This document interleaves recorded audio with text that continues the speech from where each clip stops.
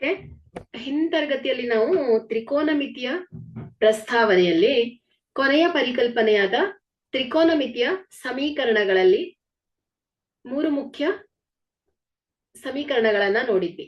Sign square plus cos square theta is equal to 1. ಎರಡನೇದು 1 plus tan square is equal to secant square theta. So ಹಾಗೆ 1 plus cot square is equal to cosecant square theta. So ಹಾಗೆ ನಾವು ಕೆಲವು ಅಭ್ಯಾಸ ಲೆಕ್ಕಗಳನ್ನ ತಿಳ್ಕೊಂಡಿದ್ವಿ. So ಇವತ್ತಿನ ತರಗತಿಯಲ್ಲಿ ಒಂದ್ ಲೆಕ್ಕವನ್ನ ತಿಳ್ಕೊಂಡು ನಾವು ಮುಂದಿನ ಅಧ್ಯಾಯ ತ್ರಿಕೋನಮಿತಿಯ ಅನ್ವಯಗಳನ್ನ ನೋಡ್ತಾ ಹೋಗೋಣ. ಸೊ ಇಲ್ಲಿ 10ನೆಯ ಲೆಕ್ಕವನ್ನ ಗಮನಿಸಿ ಮಕ್ಕಳೇ. 1 plus tan square A divided by 1 plus cot square A is equal to 1 minus tan A divided by 1 minus cot A whole square is equal to tan square A ಅಂತ ಇದೆ. ಸೊ ಇಲ್ಲಿ ನಾವೇನ್ ಮಾಡೋಣ, 1 plus tan square A divided by 1 plus cot square A is equal to tan square A ಅಂತ prove ಮಾಡೋಣ. So ಹಾಗೆ 1 minus tan A divided by 1 minus cot A whole square. This is also equal to tan square A ಅಂತ prove ಮಾಡೋಣ. So ಇಲ್ಲಿ ನಾವು ಮೊದಲನೇದಾಗಿ ಇಲ್ಲಿ first equation ಅನ್ನ ತಗೊಳ್ಳೋಣ. 1 plus tan square A divided by 1 plus cot square A ಇದೆ. Okay, so ಈಗ ನಾವು equal to tan square A ಅಂತ ಪ್ರೂವ್ ಮಾಡೋಣ. ಸೊ ಇಲ್ಲಿ 1 ಪ್ಲಸ್ ಟ್ಯಾನ್ ಅನ್ನ ನಾವು ಸೈನ್ ಬೈ ಕಾಸ್ ರೂಪದಲ್ಲಿ ವ್ಯಕ್ತಪಡಿಸ್ತೇವೆ. ಸೊ ಹಾಗಾಗಿ ನಾವಿಲ್ಲಿ ಟ್ಯಾನ್ ಸ್ಕ್ವೇರ್ ಎ ಅನ್ನ sine square A divided by cos square A ಅಂತ ಬರೀತೇನೆ. Divided by 1 plus cot square A.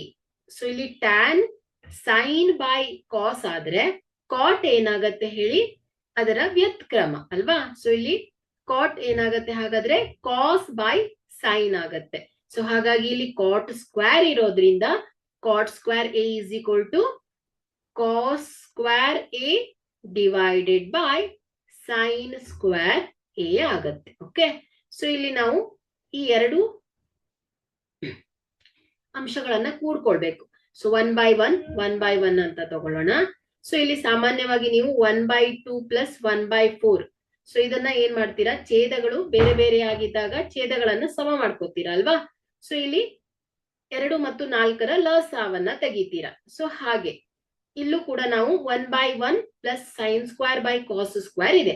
So ಇಲ್ಲಿ ಛೇದಗಳನ್ನ ಸಮ ಮಾಡ್ಕೊಳ್ಬೇಕು ಅಂದ್ರೆ ಲಸಾವನ್ನ ತೆಗಿತೇವೆ. ಸೊ 1 ಮತ್ತೆ ಕಾಸ್ ಸ್ಕ್ವೇರ್ ಅಂದ್ರೆ ಲಸ ಏನ್ ಬರುತ್ತೆ ಹೇಳಿ, ಕಾಸ್ ಸ್ಕ್ವೇರ್ ಎ. ಅಂಶದಲ್ಲಿ ಏನಾಗುತ್ತೆ ಇಲ್ಲಿ cos square A plus sine square A ಆಗತ್ತೆ. Whole divided by, so divided by ಇಲ್ಲಿ 1/1 plus cos square by sine square ಇದೆ. ಸೊ ಇಲ್ಲಿ ಛೇದವನ್ನ ಸಮ ಮಾಡ್ಕೊಳ್ಬೇಕು. So add ಮಾಡ್ಬೇಕಲ್ವಾ. ಸೊ ಇಲ್ಲಿ ಭಿನ್ನರಾಶಿಗಳಲ್ಲಿ ಛೇದಗಳು ಬೇರೆ ಬೇರೆ ಇದ್ದಾಗ ಏನ್ ಮಾಡ್ತೀರಾ ನೀವು, ಛೇದವನ್ನ ಸಮ ಮಾಡ್ಕೋತೀರಾ.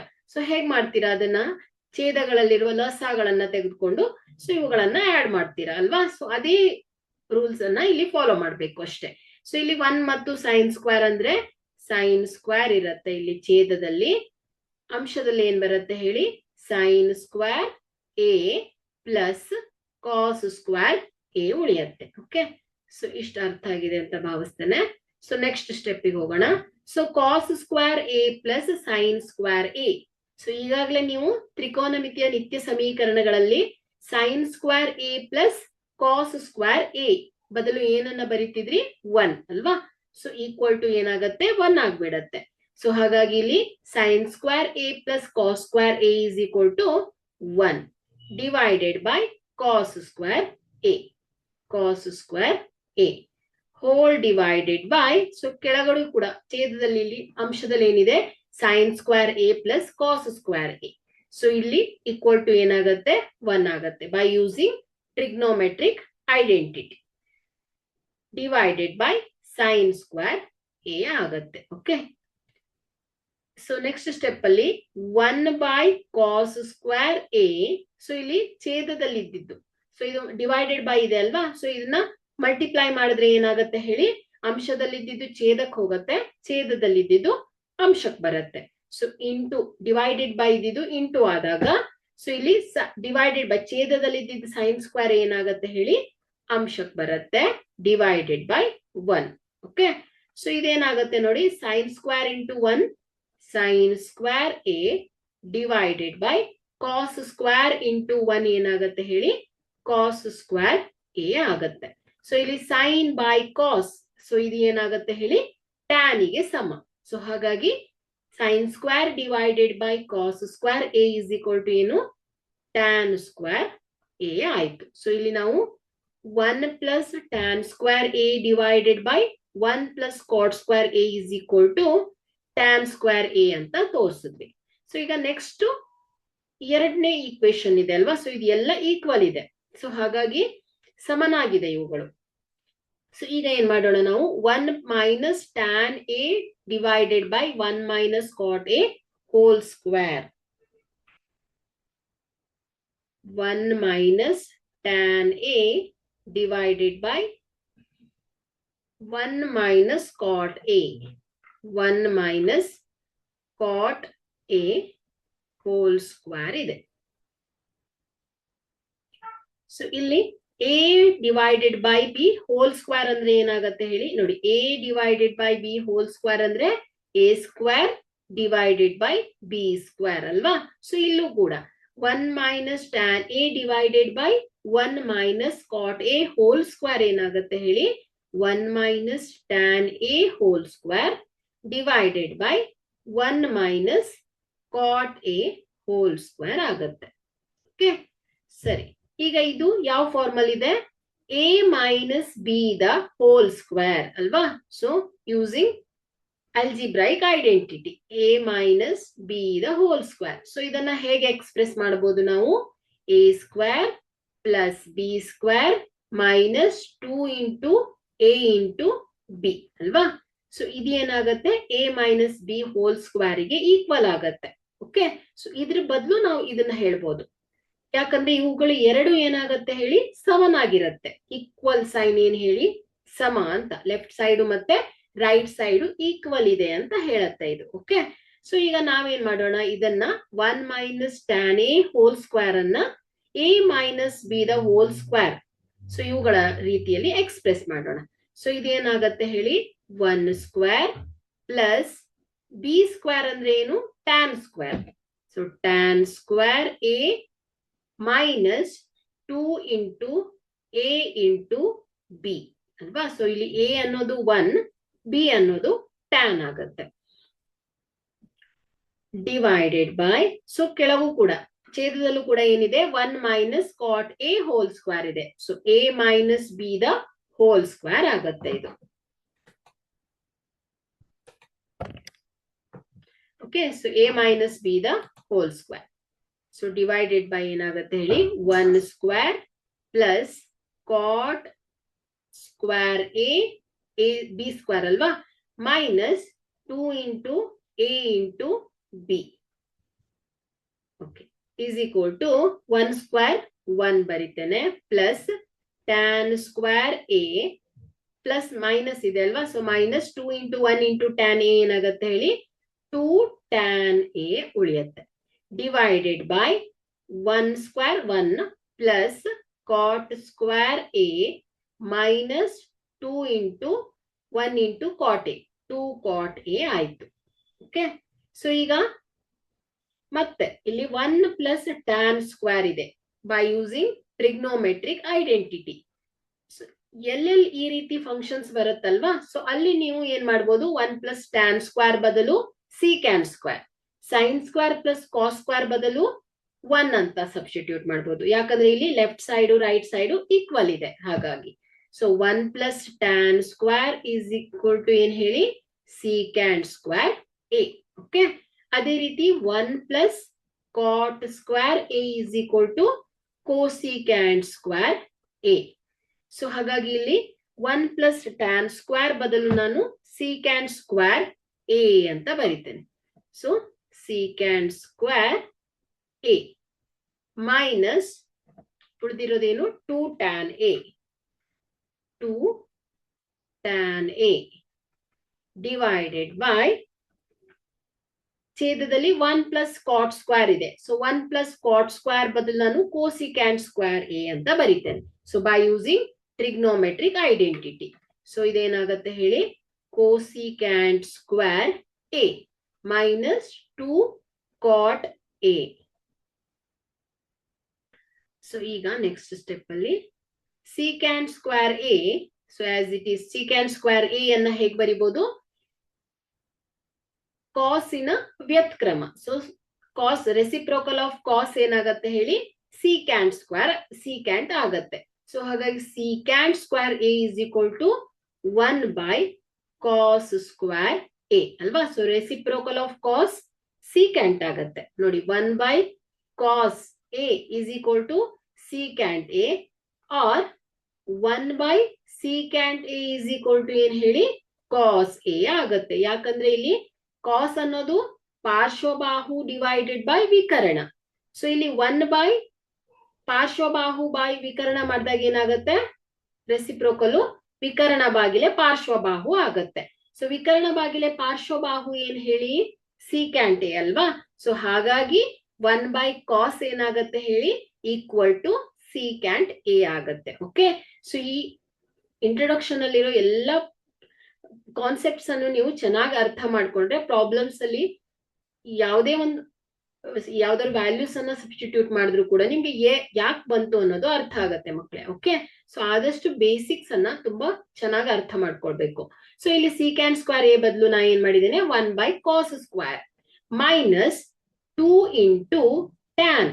So tan is sine by cos, ಹಾಗಾಗಿ 2 into sine A divided by cos a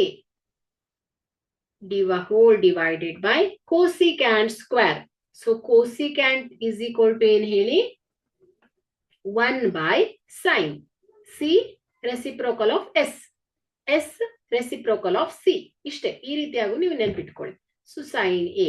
okay, so ಹಾಗಾಗಿ ಇಲ್ಲಿ cosecant square a ಏನಾಗತ್ತೆ ಹೇಳಿ, 1 divided by sin square A minus 2 into cot.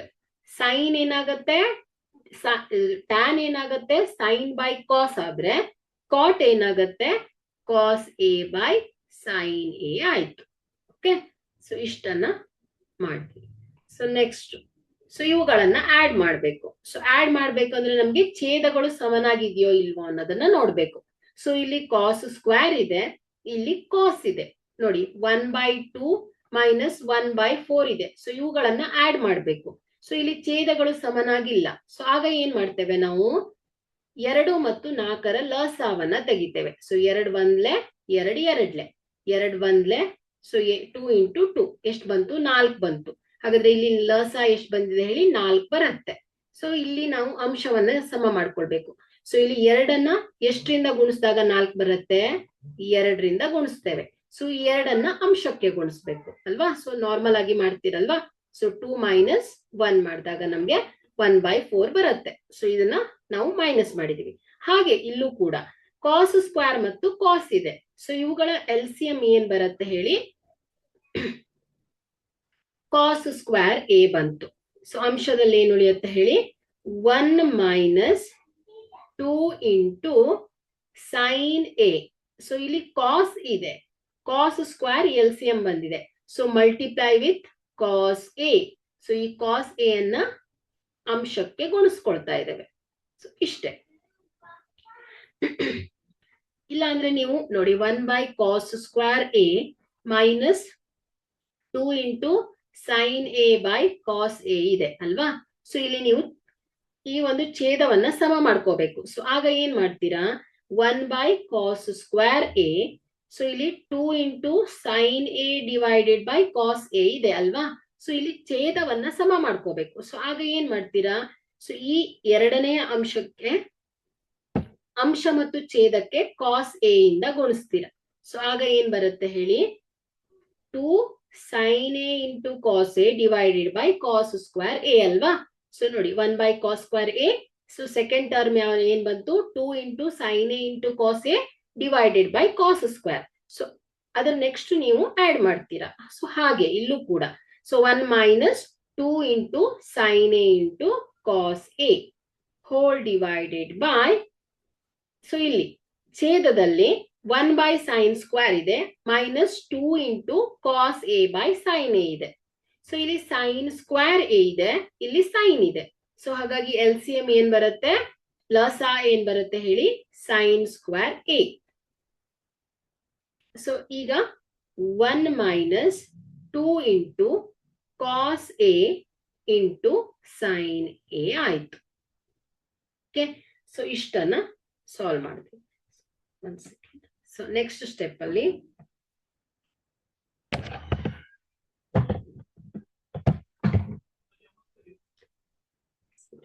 Okay, so ಇಲ್ಲಿ ಬರೀತೇನೆ. So 1 minus 2 into sine A into cos A divided by cos square A. So ಇದು ಅಂಶದಲ್ಲಿರೋದು. So divided by ಇದೆ. So ಇದು multiply ಆದಾಗ into ಛೇದದಲ್ಲಿದ್ದು ಅಂಶಕ್ಕೆ ಹೋಗುತ್ತೆ, ಅಂಶದಲ್ಲಿದ್ದು ಛೇದಕ್ಕೆ ಬರುತ್ತೆ. ಸೊ ಹಾಗಾಗಿ ಇಲ್ಲಿ ನೋಡಿ, ಇಲ್ಲಿ ಡಿವೈಡೆಡ್ ಬೈ ಇದ್ದಿದ್ದು ಮಲ್ಟಿಪ್ಲೈ ಆಯ್ತು. ಸೊ ಇಂಟು ಆದಾಗ ಸೊ ಸೈನ್ ಸ್ಕ್ವೇರ್ ಛೇದದಲ್ಲಿದೆ. ಸೊ ಇದೇನಾಗತ್ತೆ, ಅಂಶಕ್ಕೆ ಬರುತ್ತೆ, sine square A divided by. So ಇಲ್ಲಿ ಅಂಶದಲ್ಲಿದ್ದು ಛೇದಕ್ಕೆ ಬರುತ್ತೆ, 1 minus sine A into cos A ಆಯ್ತು. ಸೊ ಇಲ್ಲಿ 1 minus 2 into sine A cos A ಹೋಗುತ್ತೆ. ಸೊ ಇಲ್ಲೂ ಕೂಡ 1 minus 2 into sine A into cos A ಹೋಗುತ್ತೆ. ಸೊ ಉಳಿದಿರೋದೇನ್ ಹೇಳಿ, sine square A divided by cos square A. So sine by cos, so ಇದು ಏನಾಗುತ್ತೆ ಹೇಳಿ, ಟ್ಯಾನ್ ಸ್ಕ್ವೇರ್ ಎ ಆಗುತ್ತೆ. ಸೊ ಈಸ್ ಈಕ್ವಲ್ ಟು ಏನಾಯ್ತು, ಟ್ಯಾನ್ ಸ್ಕ್ವೇರ್ ಎ. ಸೊ ನಾವು first ಕೇಸಲ್ಲೂ ಕೂಡ 1 plus tan square a divided by 1 plus cot square a is equal to tan square a ಅಂತ prove ಮಾಡಿದ್ವಿ. ಸೊ ಸೆಕೆಂಡ್ ಕೇಸಲ್ಲೂ ಕೂಡ 1 minus tan a 1 minus cot a whole square is equal to tan square a ಅಂತ prove ಮಾಡಿದ್ವಿ. So ಇಲ್ಲಿಗೆ ತ್ರಿಕೋನಮಿತಿಯ ಪ್ರಸ್ತಾವನೆಯಲ್ಲಿ ಬರುವಂತ 3 concepts ಗಳನ್ನ ತಿಳ್ಕೊಂಡ್ವಿ, ಹಾಗೆ ಕೆಲವು ಅಭ್ಯಾಸ ಲೆಕ್ಕಗಳನ್ನ ಮಾಡಿದ್ವಿ ನಾವು. ಸೊ ನೆಕ್ಸ್ಟ್ ಏನ್ ಮಾಡೋಣ, ನಾವು ತ್ರಿಕೋನಮಿತಿಯ ಅನ್ವಯಗಳು. ಸೊ ಈ ಅಧ್ಯಾಯವನ್ನ ಅರ್ಥ ಮಾಡ್ಕೊಳ್ಳೋಣ. ಸೊ ಇಲ್ಲಿ ತ್ರಿಕೋನಮಿತಿಯ ಪ್ರಸ್ತಾವನೆಯನ್ನ ನೀವು ಚೆನ್ನಾಗಿ ತಿಳ್ಕೊಂಡಿದ್ರೆ ತ್ರಿಕೋನಮಿತಿಯ ಅನ್ವಯಗಳು ಅರ್ಥ ಆಗತ್ತೆ ಮಕ್ಕಳೇ. ಸೊ ನಾವು ತ್ರಿಕೋನಮಿತಿಯ ಪ್ರಸ್ತಾವನೆಯಲ್ಲಿ ಅನುಪಾತಗಳು 6 ಅನುಪಾತಗಳನ್ನ ಅಭ್ಯಾಸ ಮಾಡಿದ್ವಿ. ಸೊ ಅದೇ ರೀತಿ ಅವುಗಳ ನಿರ್ದಿಷ್ಟ ಕೋನಗಳನ್ನ ತಿಳ್ಕೊಂಡ್ವಿ.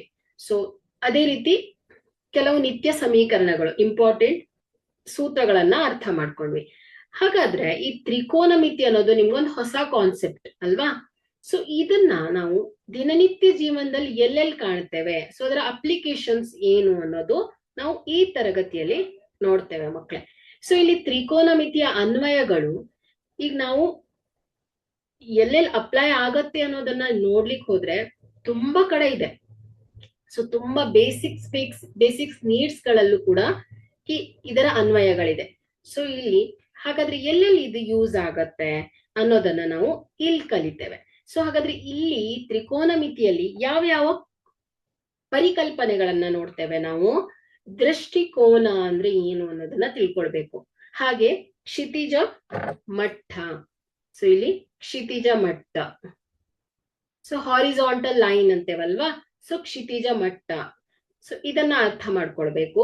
ಸೊ ಹಾಗೆ ಉನ್ನತ ಕೋನ ಮತ್ತು ಅವನತ ಕೋನಗಳು. ಸೊ ಇದಿಷ್ಟು ಪಾಯಿಂಟ್ಸ್ ಅನ್ನ ನೀವು ಅರ್ಥ ಮಾಡ್ಕೊಂಡು ಕೆಲವು ಬೇಸಿಕ್ಸ್ ತ್ರಿಕೋನಮಿತಿಯ ಪ್ರಸ್ತಾವನೆಯಲ್ಲಿ ಬಂದಂತಹ ಕೆಲವು ಅನುಪಾತಗಳು ಹಾಗೂ ಅವುಗಳ ನಿರ್ದಿಷ್ಟ ಕೋನಗಳ ವ್ಯಾಲ್ಯೂಸ್ ಗಳನ್ನ ನೀವು ನೆನ್ಪಿನಲ್ಲಿ ಇಟ್ಕೊಂಡ್ರೆ ಸೊ ಈ ಒಂದು ಅನ್ವಯ ಪಾಠ ಏನಿದೆ ತುಂಬಾ ಈಸಿ ಇದೆ ಮಕ್ಕಳೇ.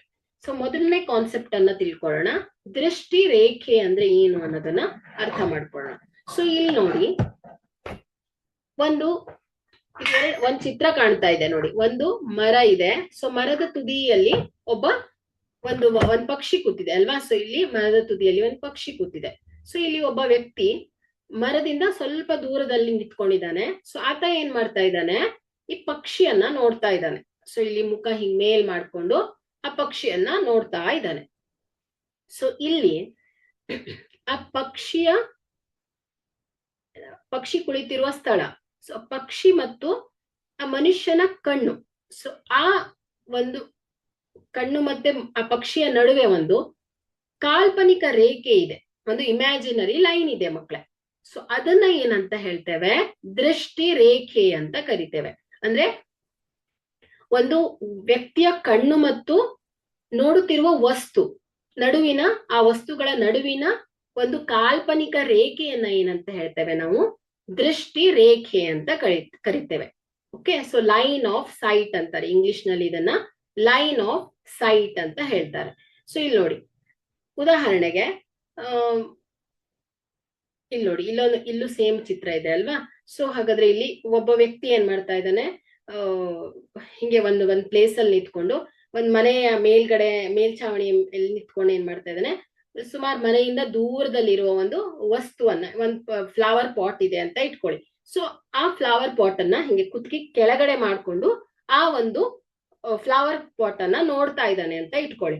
ಸೊ ಆಗ ಆತನ ಕಣ್ಣು ಮತ್ತು ಫ್ಲವರ್ ಪಾಟ್, ಸೊ ಅವುಗಳ ಮಧ್ಯದಲ್ಲಿ ಒಂದು ಇಮ್ಯಾಜಿನರಿ ಲೈನ್, ಒಂದು ಕಾಲ್ಪನಿಕ ರೇಖೆ ಇದೆ.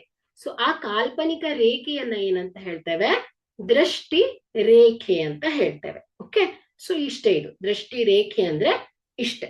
ಸೊ ನೆಕ್ಸ್ಟ್ ಕ್ಷಿತಿಜ ಮಟ್ಟ. ಸೊ ಇಲ್ಲಿ ಕ್ಷಿತಿಜ ಮಟ್ಟ. ಸೊ ಇಲ್ಲಿ ಸೇಮ್ ಉದಾಹರಣೆಯನ್ನ ತಗೊಳ್ಳೋಣ. ಒಂದ್ ಮರ ಇದೆ. ಸೊ ಮರದ ಮೇಲೆ ಒಂದು ಪಕ್ಷಿ ನಿಂತಿದೆ, ಪಕ್ಷಿ ಕುಳಿತುಕೊಂಡಿದೆ. ಸೊ ಇಲ್ಲಿ ಆ ವ್ಯಕ್ತಿ ಏನ್ ಮಾಡ್ತಾ ಇದ್ದಾನೆ, ಆ ಪಕ್ಷಿಯನ್ನ ನೋಡ್ತಾ ಇದ್ದಾನೆ. ಸೊ ಇಲ್ಲಿ ಆತನ ಕಣ್ಣು ಮತ್ತು ಆ ಪಕ್ಷಿ ಕುಳಿತಿರುವ ಸ್ಥಳ, ಸೊ ಅವುಗಳ ನಡುವಿನ ಒಂದು ಕಾಲ್ಪನಿಕ ರೇಖೆಯನ್ನ ಏನಂತ ಹೇಳ್ತೇವೆ, ದೃಷ್ಟಿ ರೇಖೆ ಅಂತ ಹೇಳ್ತೇವೆ. ಸೊ ಅದೇ ಆತನ ಕಣ್ಣಿನ ನೇರಕ್ಕೆ ಒಂದು ಇಮ್ಯಾಜಿನರಿ ಲೈನ್ ಇದೆ ಅಂತ ಇಟ್ಕೊಳ್ಳಿ. ಸೊ ಆತನ ಕಣ್ಣಿನ ನೇರಕ್ಕೆ ಒಂದು ರೇಖೆ ಇದೆ. ಸೊ ಆ ರೇಖೆ ಏನಾಗ್ತಾ ಇದೆ, ನೆಲಕ್ಕೆ ಸಮಾಂತರವಾಗಿದೆ ಅಲ್ವಾ. ಸೊ ಆ ಕಣ್ಣಿನ ನೇರಕ್ಕೆ ಇರುವ ಒಂದು ರೇಖೆ ಏನಾಗಿದೆ, ನೆಲಕ್ಕೆ ಸಮಾನಾಂತರವಾಗಿದೆ. ಸೊ ಹಾಗಾಗಿ ಆ ಒಂದು ಕಣ್ಣಿನ ನೇರಕ್ಕೆ ಇರುವ ರೇಖೆಯನ್ನ ಏನಂತ ಹೇಳ್ತೇವೆ ನಾವು, ಕ್ಷಿತಿಜ ಮಟ್ಟ ಅಂತ ಹೇಳ್ತೇವೆ. ನೋಡಿ ಇಲ್ಲಿ ಈ ವ್ಯಕ್ತಿ ನಿಂತಿರುವ ಒಂದು ಬಿಂದು, ಸೊ ಆತನ ಕಣ್ಣಿನ ನೇರಕ್ಕೆ ಇರುವ ಒಂದು ರೇಖೆ. ಸೊ ಈ ರೇಖೆ ಏನಾಗ್ತಾ ಇದೆ ಹೇಳಿ, ನೆಲಕ್ಕೆ ಸಮಾಂತರವಾಗಿದೆ ಅಲ್ವಾ. ಸೊ ಹಾಗಾಗಿ ಈ ಒಂದು ಕಣ್ಣಿನ ನೇರಕ್ಕೆ ಇರುವ ರೇಖೆಯನ್ನ ಏನಂತ ಹೇಳ್ತೇವೆ, ಕ್ಷಿತಿಜ ಮಟ್ಟ, ಅಥವಾ ಇದನ್ನ ಇಂಗ್ಲಿಷ್ ನಲ್ಲಿ, ಆಂಗ್ಲ ಭಾಷೆಯಲ್ಲಿ ಇದನ್ನ ಹಾರಿಜಾಂಟಲ್ ಲೈನ್ ಅಂತ ಹೇಳ್ತೇವೆ. ಸೊ ಇಲ್ಲಿ ವಸ್ತು ಮತ್ತು ಒಂದು ಆಬ್ಜೆಕ್ಟ್ ಮತ್ತು ಮನುಷ್ಯನ ಕಣ್ಣಿನ ನಡುವೆ ಇರುವ ಕಾಲ್ಪನಿಕ ರೇಖೆಯನ್ನ ದೃಷ್ಟಿ ರೇಖೆ ಅಂತ ಹೇಳ್ತೇವೆ. ಸೊ ವ್ಯಕ್ತಿಯ ಕಣ್ಣಿನ ನೇರಕ್ಕೆ ಇರುವ ಒಂದು ರೇಖೆಯನ್ನ ಏನಂತ ಹೇಳ್ತೇವೆ, ಕ್ಷಿತಿಜ ಮಟ್ಟ ಅಂತ ಹೇಳ್ತೇವೆ. ಅದು ಏನಾಗಿರತ್ತೆ, ನೆಲಕ್ಕೆ ಸಮಾಂತರವಾಗಿರತ್ತೆ. ಸೊ ಇದು 2 ಪಾಯಿಂಟ್ಸ್ ನಿಮ್ಗೆ ಅರ್ಥ ಆದ್ರೆ, ನೆಕ್ಸ್ಟ್ ಅವನತ ಕೋನ ಮತ್ತು ಉನ್ನತ ಕೋನಗಳು ಅರ್ಥ ಆಗತ್ತೆ. ಸೊ ನೋಡಿ, ಉನ್ನತ ಕೋನ ಅಂದ್ರೆ ಏನು ಅನ್ನೋದನ್ನ ತಿಳ್ಕೊಳ್ಳೋಣ. ಸೊ ಇಲ್ಲಿ ಸೇಮ್ ಉದಾಹರಣೆಯನ್ನ ನೋಡೋಣ. ಸೊ ಒಂದ್ ಮರ ಇದೆ. ಸೊ ಮರದ ಮೇಲೆ ಒಂದು ಪಕ್ಷಿ ಕುಳಿತಿದೆ. ಸೊ ಒಬ್ಬ ವ್ಯಕ್ತಿ ಏನ್ ಮಾಡ್ತಾ ಇದ್ದಾನೆ, ಒಂದಿಷ್ಟು ಅಂತರದಲ್ಲಿ ನಿಂತ್ಕೊಂಡು ಪಕ್ಷಿಯನ್ನ ನೋಡ್ತಾ ಇದ್ದಾನೆ. ಸೊ ಆತನ ಕಣ್ಣಿನ ನೇರಕ್ಕೆ ಇರುವ ರೇಖೆ ಏನಾಯ್ತು ಹೇಳಿ, ಕ್ಷಿತಿಜ ಮಟ್ಟ ಅಲ್ವಾ. ಸೊ ಇದೇನಾಯ್ತು, ಕ್ಷಿತಿಜ ಮಟ್ಟ. ಸೊ ಇವುಗಳು ಕಾಲ್ಪನಿಕ ರೇಖೆ ಇದೆ, ಜಸ್ಟ್ ಕಾಲ್ಪನಿಕವಾಗಿ ಜಸ್ಟ್ ಇಮ್ಯಾಜಿನ್ ಮಾಡ್ಕೋಬೇಕು ನೀವು ಅಷ್ಟೇ. ಓಕೆ, ಸೊ ಇದು ಕ್ಷಿತಿಜ ಮಟ್ಟ ಆಯ್ತು. ಸೊ ಅದೇ ಆತನ ಕಣ್ಣಿನಿಂದ ಮತ್ತು ಪಕ್ಷಿ, ಸೊ ಇವುಗಳ ನಡುವಿನ ರೇಖೆಯನ್ನ ಏನಂತ ಹೇಳ್ತೇವೆ, ದೃಷ್ಟಿ ರೇಖೆ ಅಂತ ಹೇಳಿದ್ವಿ. ಸೊ ಇವು 2 ಪಾಯಿಂಟ್ಸ್ ನಿಮ್ಗೆ ಅರ್ಥ ಆಯ್ತು.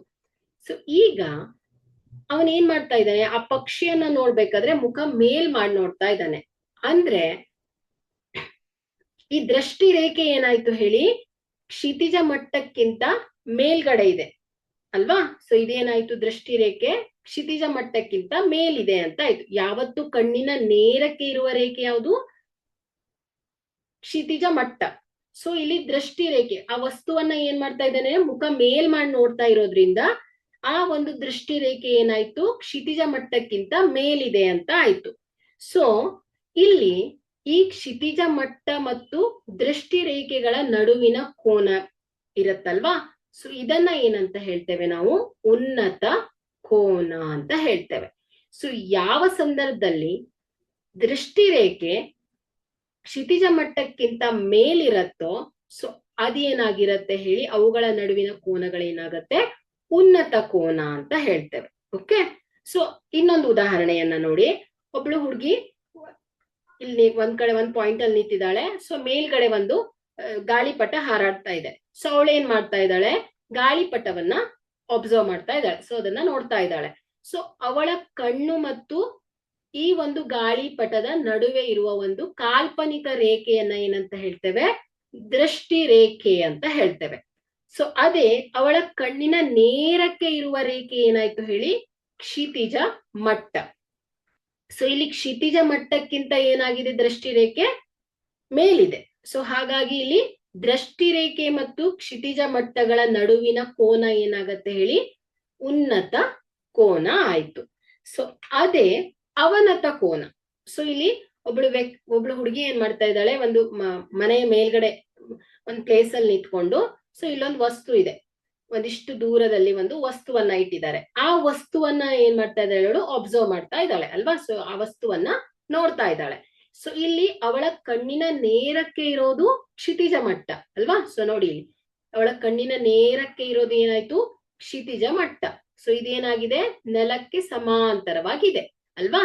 ಸೊ ಇಲ್ಲಿ ವಸ್ತುವನ್ನ ನೋಡ್ಬೇಕು ಅಂದ್ರೆ ಏನ್ ಮಾಡ್ಬೇಕಾಯ್ತು, ಅವಳು ಬಗ್ಗಿ ಆ ವಸ್ತುವನ್ನ ನೋಡ್ಬೇಕು. ಸೊ ಆಗ ಏನಾಗ್ತಾ ಇದೆ, ದೃಷ್ಟಿ ರೇಖೆ ಕ್ಷಿತಿಜ ಮಟ್ಟಕ್ಕಿಂತ ಕೆಳಗ್ ಬರ್ತಾ ಇದೆ. ಸೊ ಇಲ್ಲಿ ಇವುಗಳ ನಡುವಿನ ಕೋನ ಏನಾಗತ್ತೆ ಹೇಳಿ, ಅವನತ ಕೋನ. ಓಕೆ. ಸೊ ಏನ್ ಹೇಳಿ, ಇಲ್ಲಿ ಕ್ಷಿತಿಜ ಮಟ್ಟಕ್ಕಿಂತ ದೃಷ್ಟಿ ರೇಖೆ ಕೆಳಗಡೆ ಇದೆ. ಸೊ ಹಾಗಾಗಿ ಇವುಗಳ ನಡುವಿನ ಕೋನ ಏನಾಯ್ತು, ಅವನತ ಕೋನ. ಸೊ ಅದೇ ಒಂದು ವಸ್ತು ಕ್ಷಿತಿಜ ಮಟ್ಟಕ್ಕಿಂತ ಮೇಲಿದ್ದಾಗ, ಸೊ ಆ ವಸ್ತುವನ್ನು ನೋಡ್ಬೇಕಂದ್ರೆ ಮುಖ ಮೇಲ್ಗಡೆ ಮಾಡ್ಬೇಕು. ಸೊ ಆಗ ಏನಾಗತ್ತೆ, ದೃಷ್ಟಿ ಮಟ್ಟಕ್ಕಿಂತ ಕ್ಷಿತಿಜ ರೇಖೆ ಏನಾಗತ್ತೆ, ಮೇಲ್ ಬರತ್ತೆ. ಸೊ ಆಗ ಕ್ಷಿತಿಜ ಮಟ್ಟ ಮತ್ತು ದೃಷ್ಟಿ ರೇಖೆಗಳ ನಡುವಿನ ಕೋನ ಉನ್ನತ ಕೋನ. ಸೊ ಅದೇ ಕ್ಷಿತಿಜ ಮಟ್ಟಕ್ಕಿಂತ ದೃಷ್ಟಿ ರೇಖೆ ಕೆಳಗಡೆ ಇದ್ದಾಗ ಕ್ಷಿತಿಜ ಮಟ್ಟ ಮತ್ತು ದೃಷ್ಟಿ ರೇಖೆಗಳ ನಡುವಿನ ಕೋನ ಏನಾಗತ್ತೆ ಹೇಳಿ, ಅವನತ ಕೋನ ಆಗತ್ತೆ. ಓಕೆ. ಸೊ ಇಲ್ಲಿ ಎಲ್ಲವನ್ನ ಸೇರಿಸಿ ಕೊಟ್ಟಿದ್ದೇನೆ ನೋಡಿ. ಒಬ್ಬ ವ್ಯಕ್ತಿ ಏನ್ ಮಾಡ್ತಾ ಇದ್ದಾನೆ, ಸೊ ಆತನ ಕಣ್ಣಿನ ನೇರಕ್ಕೆ ಇರುವ ಒಂದು ಕಾಲ್ಪನಿಕ ರೇಖೆ ಏನ್ ಹೇಳಿ, ಕ್ಷಿತಿಜ ಮಟ್ಟ. ಓಕೆ. ಸೊ ಇದು ಏನಾಗಿದೆ, ನೆಲಕ್ಕೆ ಸಮಾಂತರವಾಗಿದೆ. ಸೊ ಇದಿಷ್ಟು ಪಾಯಿಂಟ್ಸ್ ಅನ್ನ ನೀವು ಸರಿಯಾಗಿ ತಿಳ್ಕೊಳ್ಬೇಕು. ಸೊ ಇಲ್ಲಿ ಒಂದು ಆಬ್ಜೆಕ್ಟ್ ಇದೆ. ಸೊ ಅದು ಏನಾಗಿದೆ, ಕ್ಷಿತಿಜ ಮಟ್ಟಕ್ಕಿಂತ ಮೇಲ್ಗಡೆ ಇದೆ. ಸೊ ಹಾಗಾಗಿ ಇಲ್ಲಿ ದೃಷ್ಟಿ ರೇಖೆ ಮತ್ತು ಕ್ಷಿತಿಜ ಮಟ್ಟಗಳ ನಡುವಿನ ಕೋನ ಏನಾಗತ್ತೆ ಹೇಳಿ, ಉನ್ನತ ಕೋನ. ಅದೇ ವಸ್ತು ಏನಾಗಿದೆ, ಕ್ಷಿತಿಜ ಮಟ್ಟಕ್ಕಿಂತ ಕೆಳಗಿದೆ. ಸೊ ಆಗ ಕ್ಷಿತಿಜ ಮಟ್ಟ ಮತ್ತು ಕಾಲ್ಪನಿಕ ರೇಖೆ ಅಂದ್ರೆ ದೃಷ್ಟಿ ರೇಖೆಗಳ ನಡುವಿನ ಕೋನ ಏನಾಗತ್ತೆ ಹೇಳಿ, ಅವನತ ಕೋನ. ಓಕೆ. ಸೊ ಇದಿಷ್ಟು, ಈ 3 ಕಾನ್ಸೆಪ್ಟ್ ಗಳನ್ನ ಅರ್ಥ ಮಾಡ್ಕೊಂಡ್ರೆ ಆಯ್ತು. ಇನ್ನುಳಿದಿದ್ದು ಹೇಳಿಕೆಯ ರೂಪದಲ್ಲಿ ಪ್ರಶ್ನೆಗಳನ್ನ ಕೊಡ್ತಾರೆ. ಸೊ ಅದನ್ನ ನಾವು ಡಯಾಗ್ರಾಮಿಕಲಿ ಅದನ್ನ ಡ್ರಾ ಮಾಡ್ಕೊಂಡು ಸಾಲ್ವ್ ಮಾಡ್ಬೇಕು. ಸೊ ಇಲ್ಲಿ ಮುಖ್ಯವಾಗಿ ನಿಮ್ಗೆ ಗೊತ್ತಿರ್ಬೇಕಾಗಿರೋದು ಅನುಪಾತಗಳು, ತ್ರಿಕೋನಮಿತಿಯ 6 ಫಂಕ್ಷನ್ಸ್ ಗಳು ಗೊತ್ತಿರ್ಬೇಕು. ಸೈನ್ ಥೀಟಾ ಅಂದ್ರೆ ಏನು, cos theta, secant theta, cosecant theta, tangent theta, cotangent theta. ಹಾಗೆ ನಿರ್ದಿಷ್ಟ ಕೋನಗಳ ಎಲ್ಲಾ ವ್ಯಾಲ್ಯೂಸ್ ಗಳನ್ನ ತಿಳ್ಕೊಂಡಿರ್ಬೇಕು ನೀವು.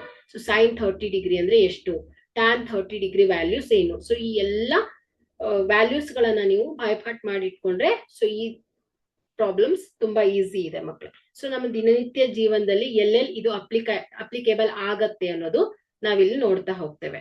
ಸೊ ಉದಾಹರಣೆಯೊಂದಿಗೆ ನೋಡೋಣ. ಸೊ ಮೊದಲನೇ ಉದಾಹರಣೆಯನ್ನ ಗಮನಿಸಿ. ಒಂದು ಗೋಪುರವು ನೆಲದ ಮೇಲೆ ನೇರವಾಗಿ ನಿಂತಿದೆ. ಓಕೆ, ಸೊ ಡಯಾಗ್ರಾಮ್ ಅನ್ನ ಒಬ್ಸರ್ವ್ ಮಾಡಿ. ಸೊ ಇಲ್ಲಿ ಕೆಲವೊಂದು ಸಂದರ್ಭದಲ್ಲಿ ಏನಾಗುತ್ತೆ, ಡಯಾಗ್ರಾಮ್ ಅನ್ನ ಕೊಟ್ಟಿರಲ್ಲ ಅವರು, ಸೊ ಹೇಳಿಕೆ ರೂಪದಲ್ಲಿ ಪ್ರಶ್ನೆಗಳಿರತ್ತೆ. ಸೊ ನೀವು ಮೊದಲನೇದಾಗಿ ಡಯಾಗ್ರಾಮ್ ಅನ್ನ ಹಾಕೊಳ್ಬೇಕಾಗತ್ತೆ. ಸೊ ಓಕೆ, ಡಯಾಗ್ರಾಮ್ ಹಾಕಿದ್ರಿ ಅಂದ್ರೆ ಇದರಲ್ಲಿ 80% ಪ್ರಾಬ್ಲಮ್ ಸಾಲ್ವ್ಸ್. ಸೊ ನೆಕ್ಸ್ಟ್ ಏನಿದ್ರು ಫಾರ್ಮುಲಾಸ್ ಹಾಕೋದು, ವ್ಯಾಲ್ಯೂಸ್ ಅನ್ನ, ಮೌಲ್ಯಗಳನ್ನ ಆದೇಶಿಸಿಕೊಂಡು ಸಾಲ್ವ್ ಮಾಡ್ತಾ ಹೋಗೋದು. ಓಕೆ, ಸೊ ಇಲ್ಲಿ ಪ್ರಶ್ನೆಗಳನ್ನ ತಿಳ್ಕೊಳ್ಳೋಣ.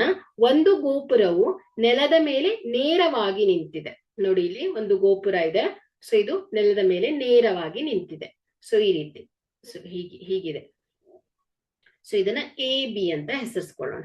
ಓಕೆ, ಗೋಪುರದ ಪಾದದಿಂದ 15 ಮೀಟರ್ ದೂರದ ನೆಲದ ಮೇಲಿನ ಒಂದು ಬಿಂದುವಿನಿಂದ, ನೋಡಿ ಗೋಪುರದ ಪಾದ ಯಾವುದು, ಇದು ಎ ಬಿ ಅನ್ನೋದು ಗೋಪುರ. ಸೊ ಗೋಪುರದ ಪಾದದಿಂದ 15 ಮೀಟರ್, ಸೊ 15 ಮೀಟರ್ ದೂರ ಅಂತೆ, 15 ಮೀಟರ್ ದೂರದ ನೆಲದ ಮೇಲಿನ ಒಂದು ಬಿಂದುವಿನಿಂದ ಗೋಪುರದ ಮೇಲ್ತುದಿಯ ಉನ್ನತ ಕೋನ. ಸೊ ಗೋಪುರದ ಮೇಲ್ತುದಿ, ಸೊ ಇದು ಗೋಪುರ ಅಂದ್ರೆ ಇದರ ಮೇಲ್ತುದಿ ಎ ಅಲ್ವಾ. ಸೊ ಮೇಲ್ತುದಿಯ ಉನ್ನತ ಕೋನ ಎಷ್ಟಿದೆ, 60 ಡಿಗ್ರಿ, ಅಂದ್ರೆ 60 ಡಿಗ್ರಿ. ಸೊ ಇಲ್ಲಿ ಇದು ದೃಷ್ಟಿ ರೇಖೆ. ಸೊ ಇದು ಏನ್ ಹೇಳಿ, ಕ್ಷಿತಿಜ ಮಟ್ಟ. ಸೊ ಇಲ್ಲಿ ಉನ್ನತ ಕೋನ, ಸೊ ಇದೇನಾಯ್ತು ಹೇಳಿ, ದೃಷ್ಟಿ ರೇಖೆ ಅಲ್ವಾ. ಸೊ ಇಲ್ಲಿ ಕ್ಷಿತಿಜ ಮಟ್ಟಕ್ಕಿಂತ ದೃಷ್ಟಿ ರೇಖೆ ಮೇಲಿದೆ. ಸೊ ಹಾಗಾಗಿ ಇಲ್ಲಿ ಉನ್ನತ ಕೋನ ಅಲ್ವಾ. ಸೊ ಎಷ್ಟಿದೆ ಅಂತೆ, 60 ಡಿಗ್ರಿ. ಆದರೆ ಗೋಪುರದ ಎತ್ತರವನ್ನ ಕಂಡು ಹಿಡಿಯಿರಿ. ಸೊ ಇಲ್ಲಿ ಗೋಪುರದ ಎತ್ತರ ಯಾವುದು ಹೇಳಿ, ಎ ಬಿ ಅಲ್ವಾ. ಸೊ ಎ ಬಿಯ ಎತ್ತರವನ್ನ ಕಂಡು ಹಿಡಿಬೇಕು. ಸೊ ಈಗಾಗಲೇ ನಾನು ಹೇಳಿದ್ದೆ ತ್ರಿಕೋನ ಮಿತಿಯ ಪ್ರಸ್ತಾವನೆಯಲ್ಲಿ. ಸೊ ತ್ರಿಕೋನ ಮಿತಿಯಲ್ಲಿ ನಾವು ಒಂದು ಅನುಪಾತಗಳು, ಇಲ್ಲಿ ಬಾಹು ಮತ್ತು ಕೋನಗಳ ನಡುವಿನ ಸಂಬಂಧವನ್ನ ತಿಳಿಸುವಂತ ಒಂದು ಶಾಖೆಯಾಗಿದೆ ಅಲ್ವಾ. ಸೊ ತ್ರಿಕೋನ ಮಿತಿ. ಸೊ ಇಲ್ಲಿ ನಾವು ಮುಖ್ಯವಾಗಿ ಲಂಬಕೋನ ತ್ರಿಭುಜವನ್ನ ತಗೊಳ್ತೇವೆ ಅಲ್ವಾ. ಸೊ ಅದೇ ರೀತಿ ಒಂದು ಉದಾಹರಣೆಯನ್ನ ಹೇಳಿದ್ದೆ. ಸೊ ಒಬ್ಬ ವ್ಯಕ್ತಿ ಒಂದು ಗೋಪುರದ ತುದಿಯನ್ನ ನೋಡ್ತಾನೆ. ಸೊ ಆತ ನೈಜವಾಗಿ ಇದರ ಅಳತೆಯನ್ನ ಮಾಡದೆ, ಇದು ಎಷ್ಟು ಎತ್ತರದಲ್ಲಿದೆ, ಇದು ಎಷ್ಟು ದೂರ ಇದೆ, ಇದು ಎಷ್ಟು ಎತ್ತರ ಇದೆ ಅನ್ನೋದನ್ನ ಫೈಂಡ್ ಔಟ್ ಮಾಡ್ಬೋದಾ ಅಂತ ಕೇಳಿದಾಗ ಹೌದು ಮಾಡ್ಬೋದು ಅಂತ ಹೇಳಿದೆ. ಯಾಕಂದ್ರೆ ಸೊ ಇಲ್ಲಿ ತ್ರಿಕೋನ ಮಿತಿಯ ಕೆಲವು ತಂತ್ರಗಳನ್ನ ಬಳಸ್ಕೊಂಡು ನಾವು ಇವುಗಳನ್ನ ಅಭ್ಯಾಸ ಮಾಡ್ಬೋದು ಅಂತ ಹೇಳಿದ್ದೆ ಅಲ್ವಾ. ಸೊ ಇಲ್ಲಿ ನೋಡಿ, ಈಗ ಅರ್ಥ ಆಗತ್ತೆ ನಿಮ್ಗೆ. ಸೊ ನಮ್ಗಿಲ್ಲಿ ಕೋನಗಳ ಅಳತೆಗಳನ್ನ ಕೊಟ್ಟಿದ್ದಾರೆ. ಸೊ ಹಾಗೆ ಬಿ ಸಿ, ಸೊ ಇವುಗಳ ದೂರವನ್ನ ಕೊಟ್ಟಿದ್ದಾರೆ. ಸೊ ಈಗ ನಾವೇನ್ ಮಾಡ್ಬೋದು ಹೇಳಿ, ಸೂಕ್ತ ತ್ರಿಕೋನ ಮಿತಿಯ ಅನುಪಾತವನ್ನ ಆರಿಸ್ಕೊಂಡು ಇವುಗಳ ಎತ್ತರವನ್ನ ಫೈಂಡ್ ಔಟ್ ಮಾಡ್ಬೋದು ಅಲ್ವಾ. ಸೊ ಇದೇ ಇದರ ಅನ್ವಯ. ಓಕೆ, ಸೊ ಇದು ಎಲ್ಲೆಲ್ಲಿ ಅನ್ವಯ ಆಗತ್ತೆ, ಸೊ ಎಲ್ಲೆಲ್ಲಿ ಹೆಲ್ಪ್ ಆಗತ್ತೆ, ಸೊ ಇವುಗಳನ್ನ ಬಳಸ್ಕೊಂಡು. ಓಕೆ, ಸೊ ಇವುಗಳ ಸೂತ್ರವನ್ನ ಯೂಸ್ ಮಾಡ್ಕೊಂಡು. ಓಕೆ, ಸೊ ಇಲ್ಲಿ ನಮ್ಗೆ ಲಂಬಕೋನ ತ್ರಿಭುಜ ಅಂದಿದೆ, ಮುಖ್ಯವಾಗಿ ತೀಟ. ಸೊ ತೀಟ ಅಂದ್ರೆ ಏನ್ ಹೇಳಿ, ಕೋನವನ್ನ ತೋರ್ಸುತ್ತೆ ಅಲ್ವಾ. ಸೊ ಇಲ್ಲಿ ಲಂಬಕೋನ ತ್ರಿಭುಜದಲ್ಲಿ ತೀಟ ಎಷ್ಟಿದೆ ಹೇಳಿ, 60 ಡಿಗ್ರಿ ಇದೆ ಅಲ್ವಾ. ಸೊ ಇಲ್ಲಿ ತೀಟ ಏನ್ ಹೇಳಿ, 60 ಡಿಗ್ರಿ ಅಂತ ಗೊತ್ತಾಯ್ತು. ಸೊ ಮೊದಲನೇದಾಗಿ ಇನ್ನೇನ್ ಮಾಡ್ಬೇಕು, ನೀವು ತೀಟಾಗೆ ಸಂಬಂಧಿಸಿದಂತೆ ಬಾಹುಗಳನ್ನ ಹೆಸರಿಸ್ಕೊಳ್ಬೇಕು. ಸೊ ಹಾಗಾದ್ರೆ ಇಲ್ಲಿ ತೀಟಾಗೆ ಸಂಬಂಧಿಸಿದಂತೆ ಬಾಹುಗಳನ್ನ ಹೆಸರಿಸ್ಕೊಳ್ಳೋಣ. ಸೊ ಇದು ಎ ಬಿ ಸಿ ಅನ್ನೋದು ಲಂಬಕೋನ ತ್ರಿಭುಜ. ಸೊ ತೀಟಾಗೆ ಅಪೋಸಿಟ್ ಎದುರಿಗಿರುವ ಬಾಹು ಯಾವ್ದಾಯ್ತು, ಎ ಬಿ ಅಲ್ವಾ. ಸೊ ಇದು ಅಭಿಮುಖ ಬಾಹು. ಸೊ ಬಿ ಸಿ ಏನಾಗತ್ತೆ ಹೇಳಿ, ಪಾರ್ಶ್ವ ಬಾಹು ಆಗತ್ತೆ. ಲಂಬಕೋನಕ್ಕೆ ಎದುರುಗಡೆ ಇರುವ ಬಾಹು ಯಾವಾಗ್ಲೂ ವಿಕರ್ಣ ಆಗತ್ತೆ. ಸೊ ಇದು ವಿಕರ್ಣ ಅಂತ ಗೊತ್ತಾಯ್ತು. ಸೊ ಈಗ ಸೊ ತೀಟಾಗೆ ಅಭಿಮುಖವಾಗಿರುವುದು A B, B C. So ಇಲ್ಲಿ 90 ಡಿಗ್ರಿಗೆ ಅಭಿಮುಖವಾದ್ದು ಎ ಸಿ. ಸೊ ಇಲ್ಲಿ ತೀಟಾಗೆ ಅಭಿಮುಖ ಬಾಹು ಎ ಬಿ. ಬಟ್ ಇಲ್ಲಿ ಎ ಬಿ ಅನ್ನೋದು ಏನ್ ಹೇಳಿ, ಗೋಪುರ ಅಲ್ವಾ. ಸೊ ಎ ಬಿ ಅನ್ನೋದು ಗೋಪುರ. ಓಕೆ, ಸೊ ಈಗ ನಾವು ಕೊಟ್ಟಿರುವ ಅಂಶವನ್ನ ಬರ್ಕೊಂಡ್ರೆ, ಸೊ ಗೋಪುರದ ಎತ್ತರ, ಸೊ ಗೋಪುರದ ಎತ್ತರ, ಸೊ ಇದು ಗೊತ್ತಿಲ್ಲ ನಮ್ಗೆ, ಎಚ್ ಅಂತ ಇಟ್ಕೊಳ್ಳೋಣ. ಸೊ ಇದನ್ನ ಫೈಂಡ್ ಔಟ್ ಮಾಡ್ಬೇಕು. ಸೊ ಇಲ್ಲಿ ಗೋಪುರದ ಪಾದದಿಂದ ಬಿಂದುವಿನ ದೂರ ಸೊ ಎಷ್ಟಿದೆ ಹೇಳಿ, ಬಿ ಅಂತ ತಗೊಂಡ್ರೆ, ಸೊ ಇದು ಎಷ್ಟಿದೆ, 15 ಮೀಟರ್ ಇದೆ. ಸೊ ಹಾಗೆ ಉನ್ನತ ಕೋನವನ್ನ ಕೊಟ್ಟಿದ್ದಾರೆ. ಉನ್ನತ ಕೋನ ತೀಟಾ ಇಸ್ ಈಕ್ವಲ್ ಟು ಏನ್ ಹೇಳಿ, 60 ಡಿಗ್ರಿ. ಸೊ ಇಷ್ಟು ಗೊತ್ತಿದೆ. ಸೊ ಈಗ ನಮ್ಗಿಲ್ಲಿ ಪಾರ್ಶ್ವಬಾಹು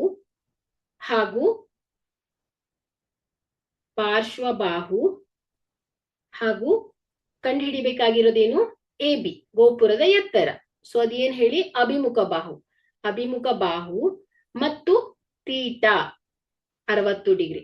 ಸೊ ಈ 3 ಅಂಶಕ್ಕೆ ಸಂಬಂಧಿಸಿದಂತಹ ಸೂಕ್ತ ತ್ರಿಕೋನಮಿತಿಯ ಅನುಪಾತವನ್ನ ಆರಿಸ್ಕೊಳ್ಬೇಕು ನಾವು. ಓಕೆ, ಸೊ ಇಲ್ಲಿ ನಮ್ಗೆ 2 ಅಂಶ ಗೊತ್ತಿದ್ರೆ ಇನ್ನೊಂದು ಅಂಶವನ್ನ ಫೈಂಡ್ ಔಟ್ ಮಾಡ್ಬೋದಲ್ವಾ.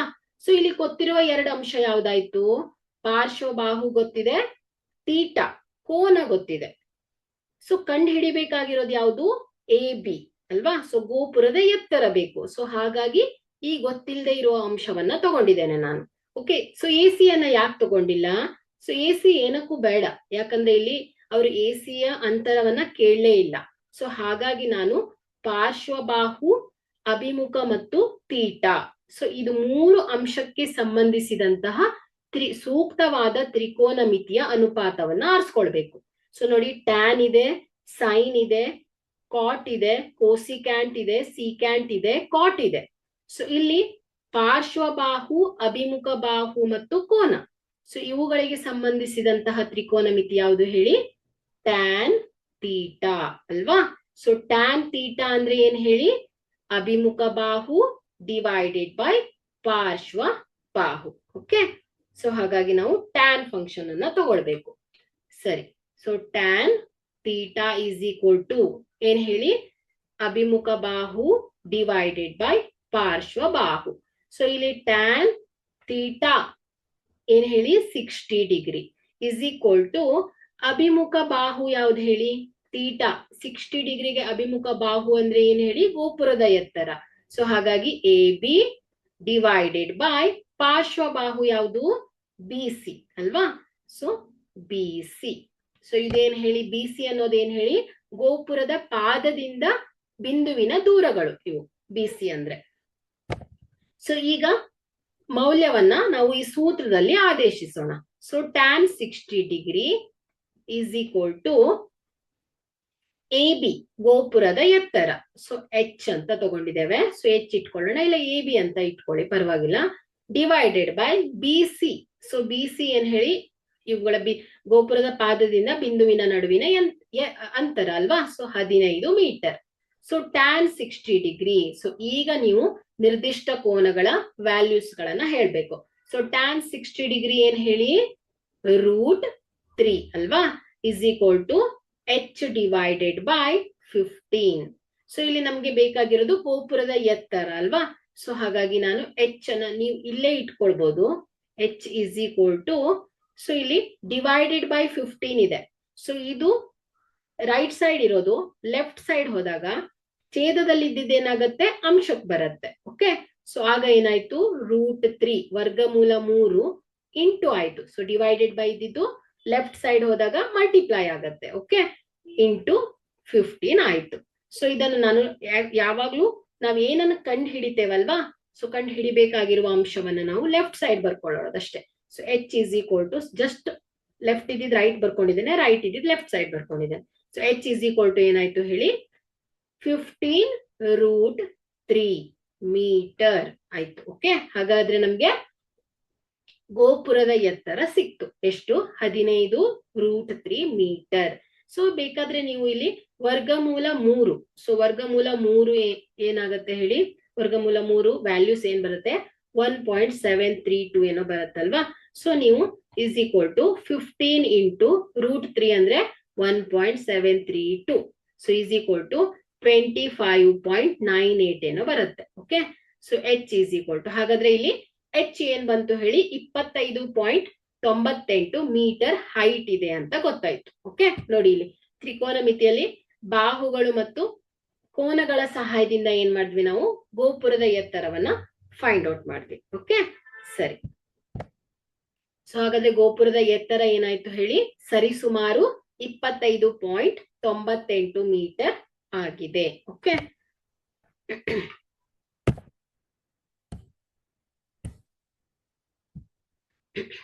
ಓಕೆ, ಮುಂದಿನ ಪ್ರಶ್ನೆಯನ್ನ ನೋಡೋಣ.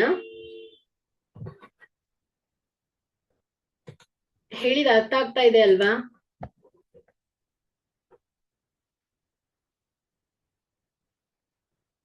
ಒಂದ್ಸಲ ರಿಪ್ಲೈ ಮಾಡಿ, ಅರ್ಥ ಆಗತ್ತಾ ಇಲ್ವಾ ಅಂತ.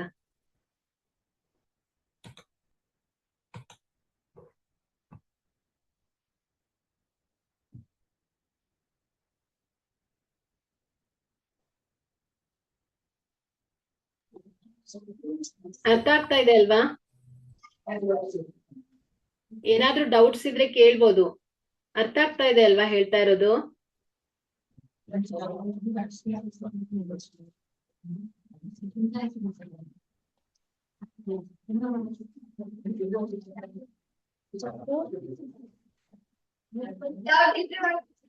ಅರ್ಥ ಆಗ್ತಾ ಇದೆ ಅಲ್ವಾ? ಕೇಳ್ತಾ ಇಲ್ಲ, ವಾಯ್ಸ್ ಬರ್ತಾ ಇಲ್ಲ.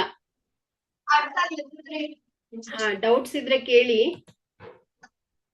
ಓಕೆ ಓಕೆ, ನೆಕ್ಸ್ಟ್ ನೋಡಿ. ವಿದ್ಯುತ್ ಶಾಸ್ತ್ರಜ್ಞರೊಬ್ಬರು 5 ಮೀಟರ್ ಎತ್ತರದ ಕಂಬದ ಮೇಲೆ ವಿದ್ಯುತ್ ದೋಷವನ್ನ ದುರಸ್ತಿ ಮಾಡಬೇಕಾಗಿದೆ. ಕಂಬದ ಮೇಲ್ತುದಿಯಿಂದ 1.3 ಮೀಟರ್ ಕೆಳಗೆ ಇರುವ ಬಿಂದುವಿಗೆ ತಲುಪಿ ಅವರು ದುರಸ್ತಿ ಕಾರ್ಯ ಮಾಡಬೇಕಾಗಿದೆ. ಕ್ಷಿತಿಜಕ್ಕೆ 60 ಡಿಗ್ರಿ ಕೋನ ಏರ್ಪಡುವಂತೆ ಓರೆಯಾಗಿ ಏಣಿಯನ್ನಿಟ್ಟು ಅವರು ತಲುಪಬೇಕಾದ ಬಿಂದುವಿಗೆ ಸೇರಲು ಬೇಕಾದ ಏಣಿಯ ಉದ್ದವೇನು? ಹಾಗೆಯೇ ಕಂಬದ ಪಾದದಿಂದ ಎಷ್ಟು ದೂರದಲ್ಲಿ ಏಣಿ ಪಾದವಿರಬೇಕು?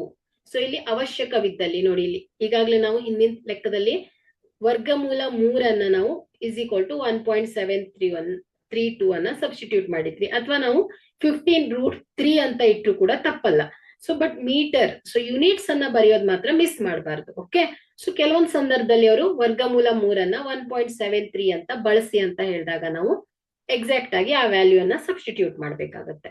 ಓಕೆ, ಸೊ ಈಗ ಈ ಪ್ರಶ್ನೆಯನ್ನ ಅರ್ಥ ಮಾಡ್ಕೊಳ್ಳೋಣ. 5 ಮೀಟರ್ ಎತ್ತರದ ಕಂಬ. ಸೊ ಇನ್ನೊಮ್ಮೆ ಡ್ರಾ ಮಾಡ್ತೇನೆ ಇಲ್ಲಿ. ಸೊ 5 ಮೀಟರ್ ಎತ್ತರದ ಕಂಬ ಇದೆ. Okay, so A D. So ಇದು 5 ಮೀಟರ್ ಎತ್ತರದ ಕಂಬ. ಓಕೆ, ಸೊ ಇಲ್ಲಿ ಆತ ಏನ್ ಮಾಡ್ತಾ ಇದ್ದಾನೆ? 5 ಮೀಟರ್ ಎತ್ತರದ ಕಂಬದ ಮೇಲೆ ವಿದ್ಯುತ್ ದೋಷವನ್ನ ದುರಸ್ತಿ ಮಾಡಬೇಕಾಗಿದೆ. ಸೊ ಕಂಬದ ಮೇಲ್ತುದಿಯಿಂದ 1.3 ಮೀಟರ್ ಕೆಳಗೆ ಇರುವ ಒಂದು ಬಿಂದುವಿಗೆ ತಲುಪಿ ಅವರು ದುರಸ್ತಿ ಕಾರ್ಯವನ್ನ ಮಾಡ್ಬೇಕಾಗಿದೆ. ಸೊ ಅಂದ್ರೆ ಏನ್ ಮಾಡ್ತಾ ಇದ್ದಾನೆ? ಸೊ ಇಲ್ಲಿಂದ ಈ ಯಾವುದೋ ಒಂದು ಬಿಂದುವಿನಿಂದ ಏಣಿಯನ್ನ ಹೀಗಿಟ್ಟಿದ್ದಾನ ಅವನು. ಸೊ ಇಲ್ಲಿ ಹೀಗೆ ಟಚ್ ಮಾಡಿದ್ದಾನೆ. ಸೊ ಇಲ್ಲಿ ಟಚ್ ಮಾಡಿದ ಪಾಯಿಂಟ್ ಇದೆ ಅಲ್ವಾ? ಸೊ ಟೋಟಲ್ ಹೈಟ್ ಎಷ್ಟಿದೆ? 5 ಮೀಟರ್ ಇದೆ. ಸೊ ಇಲ್ಲಿ ಯಾವುದೋ ಒಂದು ಬಿಂದುವಿನಲ್ಲಿ ಟಚ್ ಮಾಡಿದಾನ ಅವನು. ಸೊ ಆ ಬಿಂದುವಿನಿಂದ ಈ ಕಂಬದ ದುರಸ್ತಿ ಮಾಡ್ಬೇಕಾಗಿರುವ ಪಾಯಿಂಟ್ ಇದೆ ಅಲ್ವಾ? ಸೊ ಅವುಗಳ ಡಿಸ್ಟೆನ್ಸ್ ಏನಿದೆ ಹೇಳಿ? 1.3 ಮೀಟರ್. ಅಂದ್ರೆ ಇಷ್ಟು ದೂರದಲ್ಲಿ ಇಲ್ಲೆಲ್ಲೋ ಒಂದು ಪಾಯಿಂಟ್ ಕಡೆ ಏನ್ ಮಾಡ್ತಾ ಇದ್ದಾನೆ? ಏಣಿಯನ್ನ ಟಚ್ ಮಾಡಿ, ಸೊ ಇಲ್ಲಿಂದ ನಿಂತ್ಕೊಂಡು ಏನ್ ಮಾಡ್ತಾ ಇದ್ದಾನೆ? ಇಲ್ಲಿ ತುದಿ ಎ ಪಾಯಿಂಟ್ ಅಲ್ಲಿ ಏನೋ ಒಂದು ವಿದ್ಯುತ್ ದೋಷ ಉಂಟಾಗಿದೆ, ಅದನ್ನ ಸರಿ ಮಾಡ್ತಾ ಇದ್ದಾನೆ.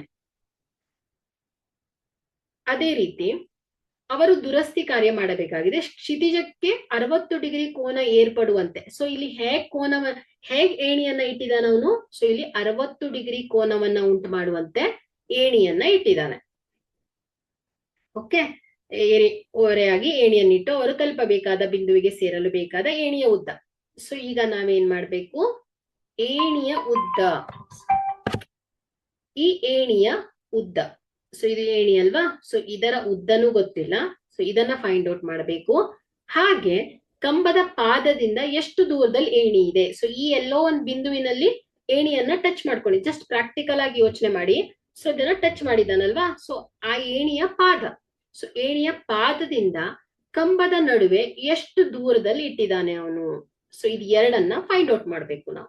ಸೊ ನಮ್ಗಿಲ್ಲಿ ಕೇವಲ ಥೀಟಾ, ಒಂದ್ ಕೋನ ಗೊತ್ತಿದೆ, ಥೀಟಾ ಗೊತ್ತಿದೆ, ಹಾಗೆ ಒಂದು ಬಾಹು ಗೊತ್ತಿದೆ. ಸೊ ಈಗ ನಾವು ಸೂಕ್ತವಾದ ತ್ರಿಕೋನ ಮಿತಿಯನ್ನ ಬಳಸ್ಕೊಂಡು ಏನ್ ಮಾಡ್ಬೇಕು? ಇವುಗಳ ಅಂತರವನ್ನ ಫೈಂಡ್ ಔಟ್ ಮಾಡ್ಬೇಕು, ಹಾಗೆ ಏಣಿಯ ಉದ್ದವನ್ನ ಕೂಡ ಫೈಂಡ್ ಔಟ್ ಮಾಡ್ಬೇಕು ನಾವು. ಓಕೆ, ಸೊ ಈಗ ಕೇವಲ ನಮ್ಗೆ ಇಲ್ಲಿ ಡಿ ಅಂತ ಗುರುತಿಸೋಣ. ಬಿ ಅಲ್ವಾ? ಸೊ ಬಿ ಅಂತ ಗುರುತಿಸಿ, ಸೊ ಈ ಲಂಬ ಕೋನ ತ್ರಿಭುಜವನ್ನ ತಗೊಳ್ಳೋಣ. ಸೊ ಯಾವುದು ಹೇಳಿ? D B C. Okay, so ಇದು ಕಂಬ ಎತ್ತರ ಫುಲ್ ಇಷ್ಟಿದೆ. ನಮ್ಗೆ ಬೇಕಾಗಿರೋದು ಕೇವಲ ಈ ಏಣಿಯಿಂದ, ಈ ಏಣಿ ಪಾಯಿಂಟ್ ಇಂದ ಅಷ್ಟೇ ಬೇಕು, ಯಾಕಂದ್ರೆ ಇದಿಷ್ಟು ಲಂಬ ಕೋನ ತ್ರಿಭುಜ ಬೇಕು ನಮ್ಗೆ. ಸೊ ಹಾಗಾಗಿ ಇದು 90 degree.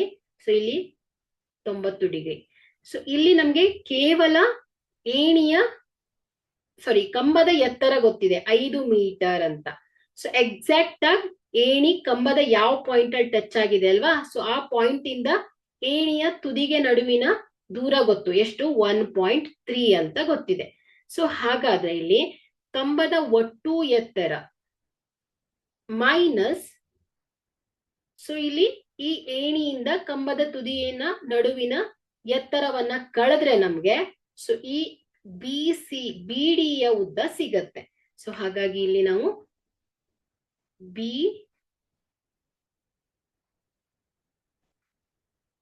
BDC. So BDC. So ಇದೇನ್ ಹೇಳಿ? ಏಣಿ. ಇದು ಎಕ್ಸ್ಟ್ರಾ ಇಲ್ಲಿ ಪಾಯಿಂಟ್ ಎಷ್ಟಿದೆ? 1.3 ಇದೆ. ಸೊ ಇದು ಒಟ್ಟು ಕಂಬದ ಎತ್ತರ 5 metre.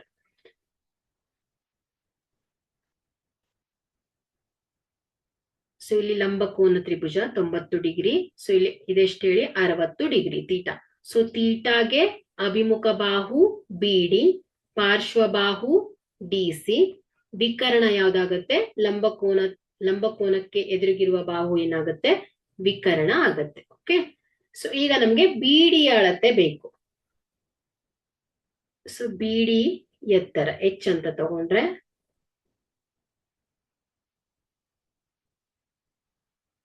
H is equal to 5 meter total ಕಂಬದ ಹೈಟ್ ಅಲ್ಲಿ ಮೈನಸ್ ಈ ಪಾಯಿಂಟ್ ಇಂದ, ಯಾವುದು? ಈ ಏಣಿ ಟಚ್ ಆಗಿರೋ ಪಾಯಿಂಟ್ ಇಂದ ಸೊ ಕಂಬದ ತುದಿ. ಸೊ ಈ ಪಾಯಿಂಟ್ಸ್ ನಮ್ಗೆ ಬೇಡ.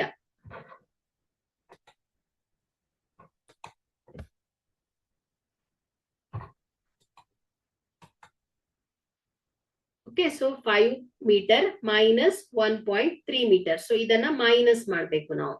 Okay, so is equal to ಏನಾಗುತ್ತೆ ಹೇಳಿ? 3.7 ಮೀಟರ್.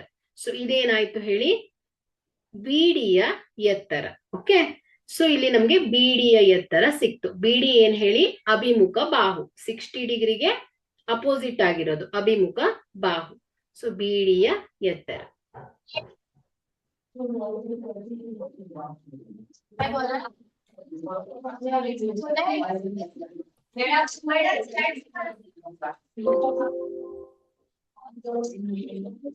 ಸ್ಕ್ರೀನ್ ಕಾಣ್ತಾ ಇದ್ಯಾ? ಸ್ಲೈಡ್ ಕಾಣ್ತಾ ಇಲ್ವಾ?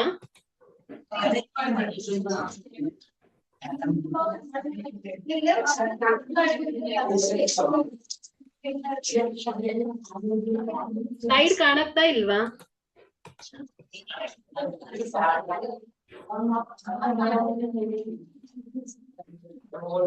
ಸ್ಲೈಡ್ ಕಾಣ್ತಾ ಇದ್ಯಾ?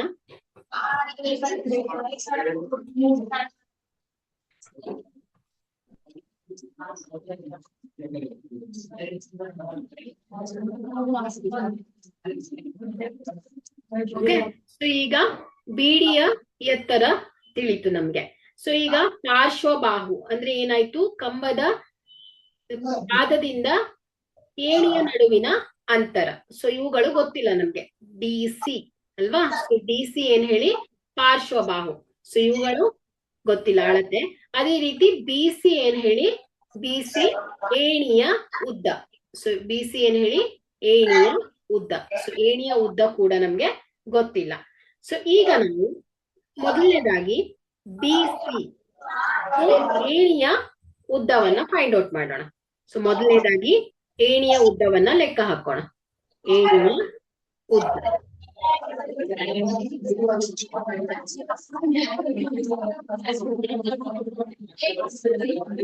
ಆ ಕಡೆಯಿಂದ ಮ್ಯೂಟ್ ಇಟ್ಕೊಳ್ಳಿ, ಡಿಸ್ಟರ್ಬೆನ್ಸ್ ಆಗ್ತಾ ಇದೆ.